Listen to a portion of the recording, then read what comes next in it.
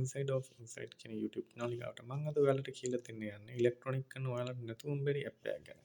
ඔයාලා ඉස්සෙල්ලාම යන්න Play Store එකට ඔයාලට මේ ඇප් එක ඔයාලගේ ෆෝන් එකේ තියෙන්න ඕන. ඔයාලා ඉලෙක්ට්‍රොනික කරනවා නම් ගිහිල්ලා ටයිප් කරන්න Electrodoc කියන එක. මෙන්න මේ ඇප් එක.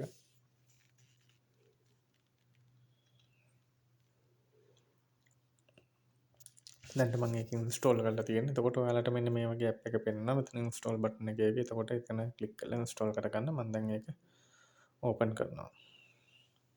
ඕපන් කරාට පස්සේ ඒක මෙන්න මේ විදිහට ඕපන් වෙනවා. මෙතෙන්දී ඔයාලට බලා ගන්න පුළුවන් ටැබ් කිහිපයක්.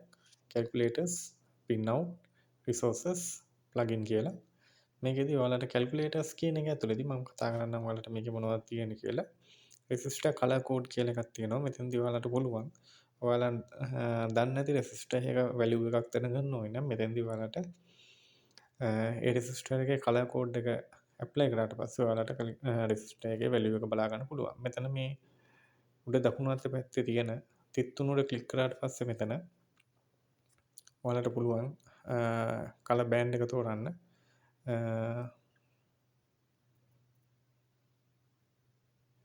color band එක තෝරන්න. band 3ද 4ද 5ද 6ද කියලා මෙතන 3 කියන එක තේරුවාට පස්සේ ඔයාලට බලා ගන්න පුළුවන් band 4 කියන එකත් apply වුණා. හරිද? මෙතන එකපාරට 3යිනේ පෙන්වන්නේ. ඒකින්ද මෙතන දැන්ට select වෙලා පල්ලෙහා select වෙලා තියෙන එක මෙතන පෙන්වන්නේ නැහැ. ඊටු ටික තමයි පෙන්වන්නේ. ඉතින් 3 band color code ගන්න ඔයාලට පුළුවන් මෙතන පළවෙනි band එක මොකද්ද, දෙවෙනි band එක මොකද්ද, තුන්වෙනි band එක මොකද්ද, color එක කියලා select කරාට පස්සේ touch කරලා select කරන් දෙන්න. අපි පළවෙනි band එක 4 කහ කියලා. එතකොට මේ විදිහට select කරන්න පුළුවන්. දෙවෙනි band එක red, තුන්වෙනි band එක gold. ඔය විදිහට select කරන්න පුළුවන් 4.2 ohm. මේ විදිහට ඔයාලට පුළුවන් ඔයාලගේ resistor එකේ color code එක හොයාගන්න. ඒ වගේම තමයි SMD resistor code තියෙනවා. එතකොට ඔයාලට මෙතන තියෙන්නේ SMD resistor එකේ උඩ සටහන් කරලා තියෙන code එක මෙතන සටහන් කරන්න. එතකොට මෙතන normally ඔයාලට මේක ඕනෙත් නැහැ. සාමාන්‍යයෙන් අග අංකෙන් තියෙන එක තමයි ඒකේ 10 to the power කියන එක 10 කීවෙනි බලයක්ද කියන එක තමයි එතන පෙන්නලා තියෙන්නේ. එතකොට 10 වැඩි කිරීම 10/3 කියන්නේ 10 කිලෝ ඕම්. ඉතින් ඒක ඔයාලට කැල්කියුලේට් කරගන්න බැරි නම් මෙතනින් බලා ගන්න පුළුවන්. අනිත් එක තමයි ඉන්ඩක්ටර් කලර් කෝඩ්. ඔයාලා මෙහෙමයි දැන් රෙසිස්ටර් එකේ වගේම තමයි සමහර වෙලාවට රෙසිස්ටර් එකේ හැඩයටම තියෙනවා ඉන්ඩක්ටර්ස්. ඒ විදිහටම කලර් කෝඩ් තියෙනවා. එතකොට ඔයාලා ඒක රෙසිස්ටර් එකක් කියලා අරගෙන රෙසිස්ටර් වල චෙක් කරන්න යන්න එපා. මොකද ඔයාලා PCB එකෙන් ඒක ගැලෙව්වට පස්සේ එතන පොඩ්ඩක් චෙක් කරලා බලන්න එතන මොකද්ද ගහලා තියෙන්නේ කියලා. එතන ගහලා තියෙන්නේ R එකක්ද C එකක්ද L එකක්ද ඔය විදිහට බලන්න. R එකක් නම් රෙසිස්ටර් එකක්, C එකක් නම් කැපැසිටර් එකක් කියලා ගහලා තියෙනවා නම් ඒක ඉන්ඩක්ටර් එකක්. ඒ අනුව ඔයාලට මේක චෙක් කරගන්න පුළුවන්. ඊට පස්සේ ඉන්ඩක්ටර්ස් වලත් එහෙමම තමයි වෙනසක් නැහැ. මේ ඔයාලට එතන චෙක් කරගන්න පුළුවන්. ඊළඟට ohms law එක ගැන තියෙනවා, resistance resonance ගැන තියෙනවා. ඒ කියන්නේ ඔයාලට පුළුවන් RCL RC circuit එහෙම වල calculation මෙතනින් කරගන්න. ඊළඟට resistor ratio තියෙනවා, voltage divider තියෙනවා. ඔයාලට මේ විදිහට voltage divider එකක් හදා ගන්න ඕනේ නම් ඒකේ value කොහොමද දෙන්න ඕනේ කියලා මෙතන අගයන් වෙනස් කරලා දා ගන්න පුළුවන්. මේ උඩ ටච් කරාට පස්සේ මේක අගයන් වෙනස් කරන්න පුළුවන් ඔයාලට කැමති විදිහකට. හරිද?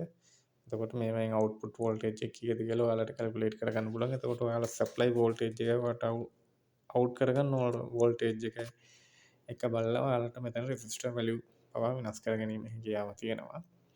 ඊළඟට මේ විදිහට ඔයාලට තියෙනවා resistor serial parallel, capacitor serial parallel, capacitor charge, operational amplifier වල එහෙම equation වලට ගැලපෙන විදිහට කොහොමද voltage resistors ඒ ටික හදාගන්නේ කියන එක ඔයාලට මෙතන බලා ගන්න පුළුවන්. එතකොට ඒ වගේ calculation ගොඩක් මේක ඇතුලේ කරගන්න පුළුවන්. හරිද? එතකොට power dissipation NE 555 වල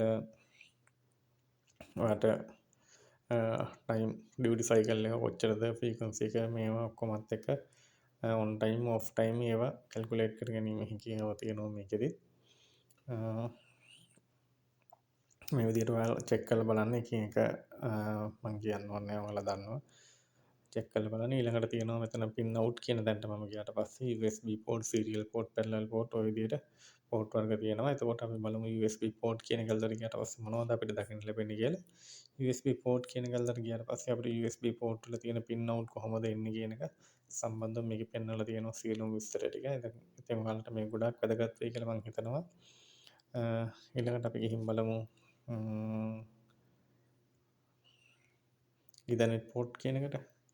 එතකොට ඉතර්නෙට් පෝට් වල ඔයාලට පුළුවන් direct connection, cross connection, peer to peer මේ හැම දෙයක් ගැනම ඔයාලට බලා ගැනීමේ හැකියාව තියෙනවා කොහොමද සම්බන්ධ කරන්න ඕන කියන එක සම්බන්ධයෙන්. ඉතින් මේක මම හිතනවා ඔයාලට ගොඩක් වැදගත් වෙයි කියලා. VGA කනෙක්ටර් එක කොහොමද data තියෙන්නේ, කොහොමද කනෙක්ටර්ස් තියෙන්නේ, ATX power supply එක කොහොමද, pin වල කනෙක්ෂන් ටික තියෙන්නේ මොනවද, voltage මොනවද, minus voltage මොකක්ද, power on සිගනල් එක මොකේට දෙන්න ඕන, මේ විදිහට හැමදේම ඔයාලට බලා ගැනීමේ හැකියාව තියෙනවා.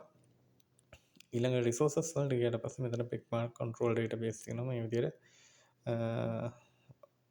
ඔයාලට පුළුවන් මේකේ ඩේටාබේස් ඉන්ස්ටෝල් කරගන්න ඕන. හරිද? එතකොට ඉන්ස්ටෝල් කරගත්තට පස්සේ ඔයාලට පුළුවන් ඒකේ ඩේටා ෂීට් එකේ ඉඳන් ඒ ඕන දෙයක් බලා ගැනීමේ හැකියාව මෙතන තියෙනවා. මේ ලොජික් ගේට්ස් වලට ගියාට පස්සේ ලොජික් ගේට්ස් වල මේ තියෙන ඔක්කොම ඩේටා ටික තියෙනවා. හරිද? කොහොමද ලොජික් ගේට්ස් තියෙන්නේ? එතකොට මේකේ බූලියන් ඇල්ජිබ්‍රා පිළිබඳව තියෙනවා. මේ විදිහේ ඔයාලට ලොකු නොලෙජ් එකක් ගන්න පුළුවන්. 70 IC වල සාම්පල් බලා ගන්න පුළුවන් ඔයාලට රෙගියුලේටර් ICs වල. ඊට පස්සේ ස්විච් වල ඉන්ෆර්මේෂන්, SI unit calculation, ඊට පස්සේ schematic symbols, මේ විදිහට ගොඩක් දේවල් ඔයාලට බලා ගන්න පුළුවන්. මේ ප්ලගින් වලට නම් ප්ලගින් අපි ඉන්ස්ටෝල් කරගන්න ඕනේ. ඒක නම් ඉතින් දෙන්නේ ප්‍රෝ version එකට. ඒ වුණාට අපිට දැන් ප්‍රී version එකකදී කරගන්න ගොඩක් දේවල් තියෙනවා. මේ ඔයාලා චෙක් කරලා බලන්න. චෙක් කරලා බලලා ඔයාගේ දැනුමට මේකෙන් එකතු කරගන්න. ඔයාට මේක මං හිතනවා නැතුවම බැරි ඇප් එකක් වෙයි කියලා. ගොඩක් වටින ඇප් එකක්. මම මේක සෑහෙන කාලයක් ඉඳන් පාවිච්චි කරනවා. කලින් නම් මේක තිබුණේ Electrodoc කියලා. දැන් Electrodoc කියලා වෙනස් කරලා තියෙනවා නම. කොහොම වුණත් මේක ගොඩක් වටින ඇප් එකක් වෙයි කියලා මම හිතනවා. බොහොම ස්තුතියි. ඔයාලා මගේ channel එක subscribe කරලා bell icon එක click කරලා තියාගන්න. ඊළඟට මේ වගේ වීඩියෝ එකක් කරද්දී බලන්න. බොහොම ස්තුතියි.